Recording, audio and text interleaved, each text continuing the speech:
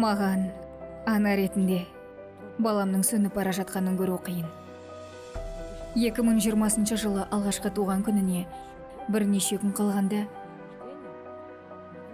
кіші ұлымның көзі ісіп, қызуы көтеріліп, әлсірей бастады.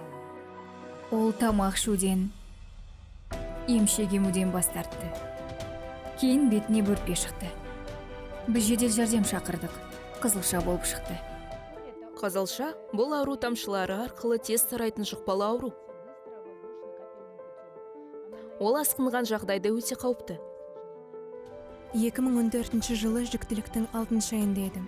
Бетімнің сәл бүрткенін байқадым, бірақ оған аса мән бермедім.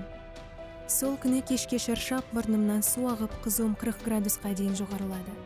Таңертең жолдасым мені қолына көтеріп, инфекция ауруханасына апарды. Бала кезімде екпе алсам да, қызылша диагнозы қойылды. Вакцинаның ешқайсы 100% иммунитет қалыптастырмайды.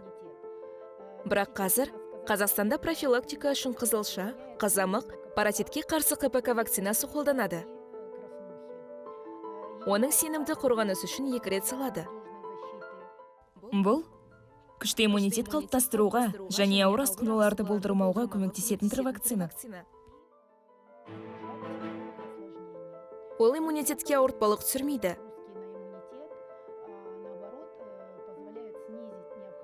Керісінше, клиникаға бірнеше рет барып, әр инфекцияға әртүрлі екпе салу қажеттілігін азайтады. Вакцина аутизм, АСБ, БЦП секілді ауруларға себеп болмайтынын айтқан жөн. Бұл ғылыми әлемде бұрыннан жоққа шығарылған миф. Менің барлық балам жоспарлы екпен алған. Ал кенжемізге салдырып үлгермедік. Себебі ол кезде ол 1 жасқа да толмаған еді. Нәтижесінде кенже ұлыммен 10 күн ауруханада жаттық. Сол түн ауруханада өксіп жылағаным есімде. Мен қауқарсыз болдым. Көз алдымда сөніп бара жатқан балама көмектесе алмадым. Қызылша бұл қорқынышты ауру. 2 апта ауырғанымда құдды бір тозақ азабынан өткендей болдым. Қызуым көтерілді, пневмония. Тіпті ішіме ауыртпалық түсірмес үшін медбикеден аяғыма отыруын сұраған кезім болды. Осы сәтте іштей анаммен қоштастым. Ауруханадан шыққан соң бірден УЗИге бардым. Онда дәрігер баламның мылқау не соқыр болып туы мүмкін екенін айтты. Бірақ сәтін салып, бұл дүние бізді айналып өтті.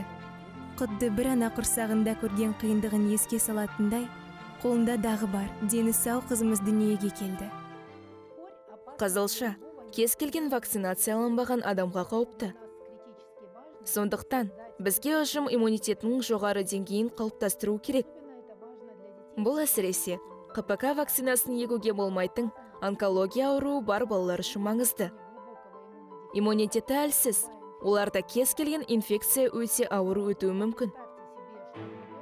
Елестетіп көріңізші, бала айығу үшін химиотерапияның бірнеше курсын өтті.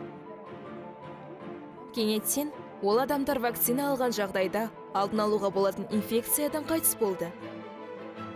Вакцинация оларды қорғаудың жалғыз жолы.